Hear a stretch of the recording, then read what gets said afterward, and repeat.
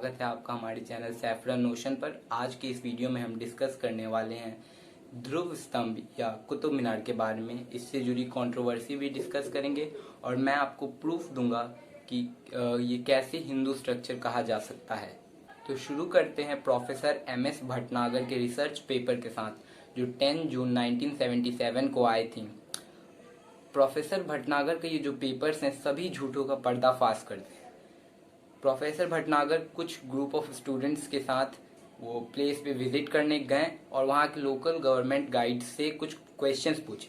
और जो पहला क्वेश्चन था वो था कि कुतुब मीनार को क्यों बनाया गया था। तो वहाँ के लोगों ने रिप्लाई किया कि ये एक विक्ट्री टावर है, जीत का स्मारक है जब मोहम्मद घोरी ने पृथ्वीराज चौहान को हराया था। तो यहाँ पे एक मजे की बात यह है कि लड़ाई पानीपत में हुई थी। जब ये बात बोली गई तो प्रोफेसर ने पूछा तो इसे घोरी मीनार क्यों नहीं कहते हैं, इसे कुतुब मीनार क्यों कहते हैं। तब वहाँ पे बिल्कुल साइलेंस थी। फिर एक आदमी ने जवाब दिया क्योंकि कुतुबुद्दीन ऐबक ने इसकी फाउंडेशंस रखी। तो फिर प्रोफेसर ने ये क्वेश्चन पूछा, अभी कुतुबुद्दीन ऐबक ने इसकी फाउंडेशन रखी तो फिर ये दिल्ली में क्यों बनाया गया। फिर एक आंसर मिला क्योंकि वो उसकी राजधानी थी, पर कुतुबुद्दीन ऐबक लाहौर से रूल करता था और वहीं पे पेरिश हुआ था, उसका दिल्ली से कोई लेना देना नहीं था। जब इस भी झूठ का पर्दाफाश हो गया तो एक और नया एजर्शन मिला कि ये कुआतुल इस्लाम मस्जिद का एक मीनार है। और तो मैं आपको बता दूं कि जो कुआतुल इस्लाम टर्म है ये कंटेम्प्रेरी हिस्ट्री का टर्म नहीं है, इंडियन हिस्ट्री का ये टर्म नहीं है। इस टर्म को क्वाइन किया था सर सैयद अहमद खान ने 19th सेंचुरी के बिगनिंग में। अगर मान भी लेते हैं कि ये कुआतुल इस्लाम मस्जिद का मीनार है, तब पहली इम्पोर्टेंस मीनार को क्यों दी गई, जबकि पहली इम्पोर्टेंस तो मस्जिद को देनी चाहिए जो कि अभी रूइंस में है और ये मीनार अभी भी फ्लरिश करता है। इन सब झूठों से ये पता चलता है कि कैसे उटपटांग बातें किसी भी चीज़ से जोड़कर बोली जाती हैं। अब बात करते हैं ध्रुव स्तंभ के बारे में और मैं आपको प्रूफ देता हूँ कि कैसे एक Hindu structure in form of Dhruv Stambh हो सकता है। तो ध्रुव स्तंभ एक एस्ट्रोनॉमिकल टावर था जिसे वाराहमिहिर ने विक्रमादित्य को सलाह देकर बनवाया था, जिससे कि वो करेक्ट प्रिडिक्शन कर सकें कि कब कौन सी विपदा आने वाली है उनके देश पर और उनके एम्पायर पर। और ये बोला जाता है कि उसमें टोटल 7 फ्लोर्स थी और 6 फ्लोर को तोड़ा गया और जो 7th फ्लोर था उस पे 4 फेस्ड ब्रह्मा जी बैठते थे, जिसे एब्रप्टली तोड़ दिया गया।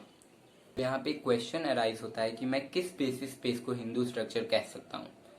तो चलिए मैं आपको इसके प्रूफ देता हूँ। तो पहला प्रूफ ये है कि जिस जगह पर कुतुब मीनार है उसका नाम महरौली है, जिसको अगर हम सही से बोले या फिर सुधार कर बोले तो मिहिर आवली होता है।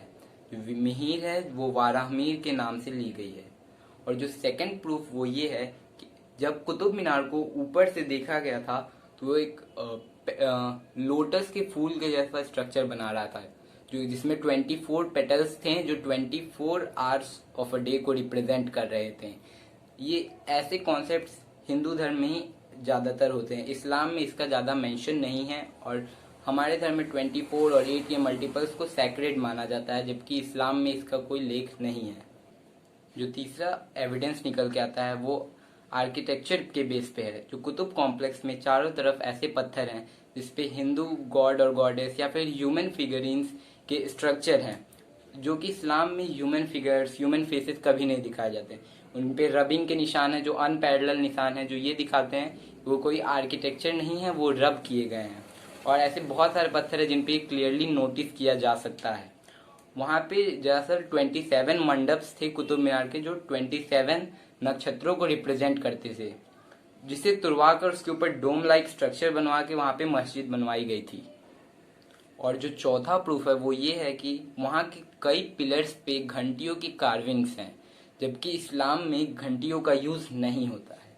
और जो पांचवा एविडेंस वो ये है कि जो मीनार है उसका गेट नॉर्थ की तरफ से है, जबकि उसे वेस्ट की तरफ से होना चाहिए था इस्लामिक थ्योरी या फिर इस्लामिक प्रैक्टिस के हिसाब से।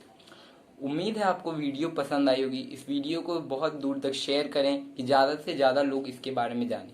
धन्यवाद। जय हिंद।